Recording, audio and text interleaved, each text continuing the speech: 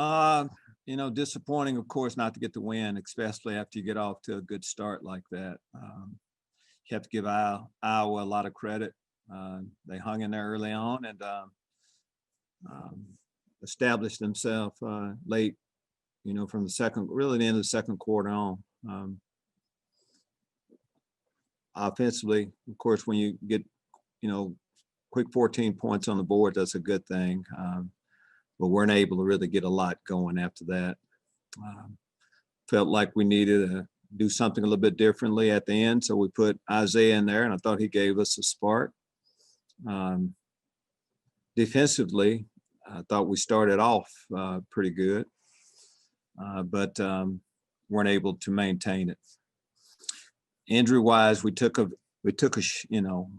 had a couple of injuries show up, especially on the defensive side of the football. Jamal Woods, Nate Hobbs, Kaylon Tolson, those hurt us. But anyway, disappointing. We'll go back and, of course, try to play better next week against Northwestern. Take your question.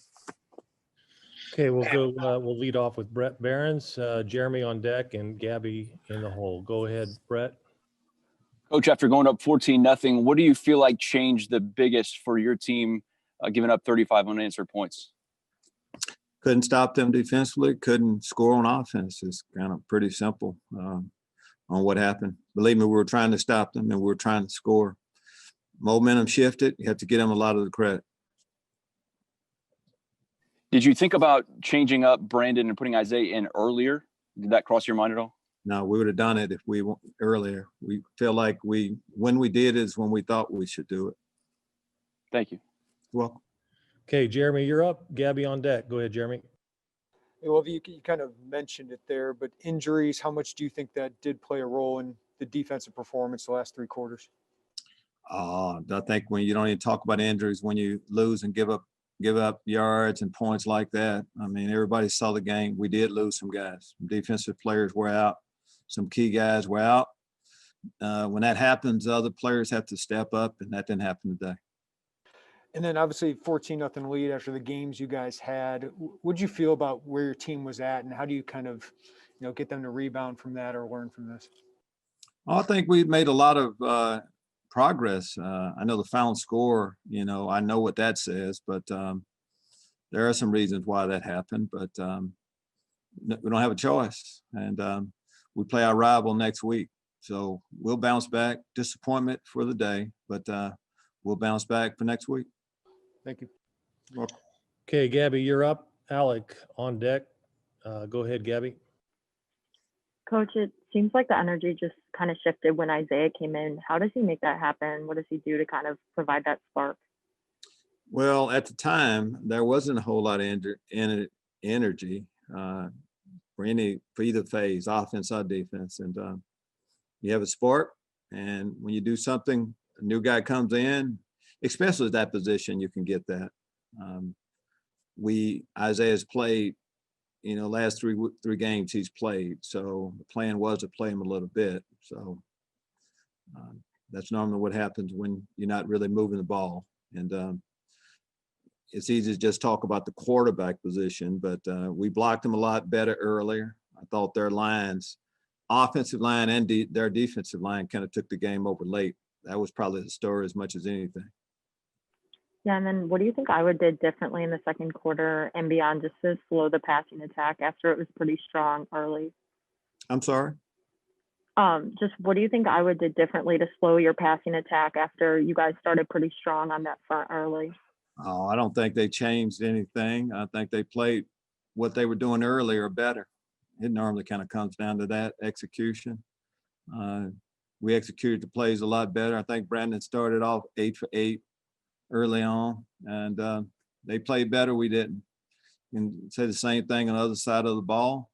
We had a couple opportunities there. Their tight end scored 2 touchdowns. You can't let that happen, but it's kind of how it happened today. Thanks, Lovie. Welcome. Okay, Alec, you're up. Colin on deck. Go ahead, Alec. Mine got asked, Kent. You can skip me. Okay, Colin, go ahead. You're up. Bob Osmussen on deck.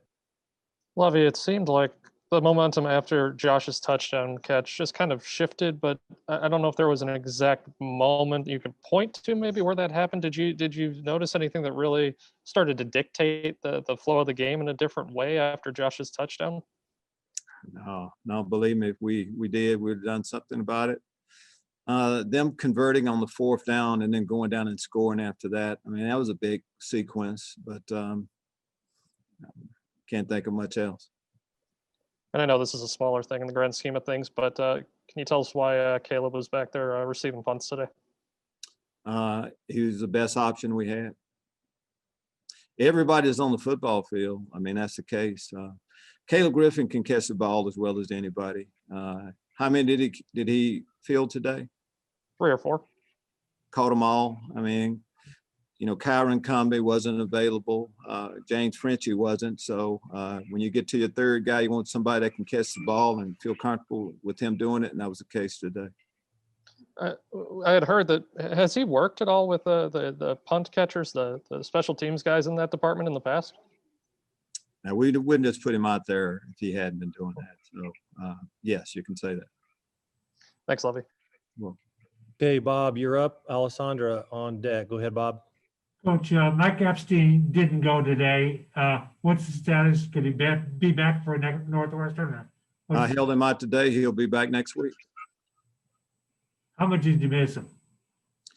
Oh, we lost the football game. So every one of our players that's been playing, I mean, you miss them. I don't know exactly how much.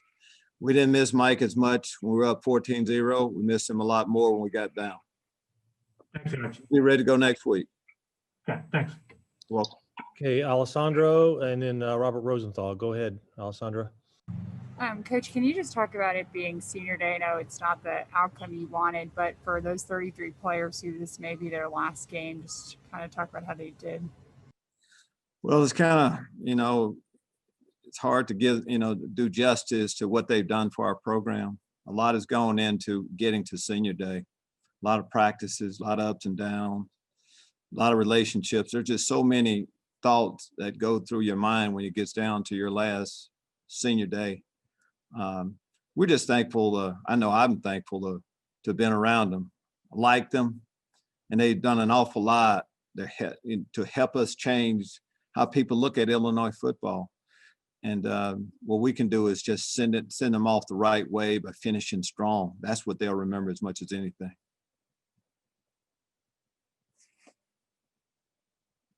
Okay, Robert, you're up. And then Joey Wagner on deck. My question was just answered, so I'm good. Okay, Joey, you're up. Hey, Lovie, was Marquez Beeson healthy? And if so, what does he need to do, or what more does he need to show you to get out there? That's between Marquez and I. We put the guys out there that we thought gave us the best chance to win right now. We'll kind of go with that. Okay, thanks, Lovie. Marquez has fought through some injuries and different things like that. Eventually, he's going to help us win a lot of games.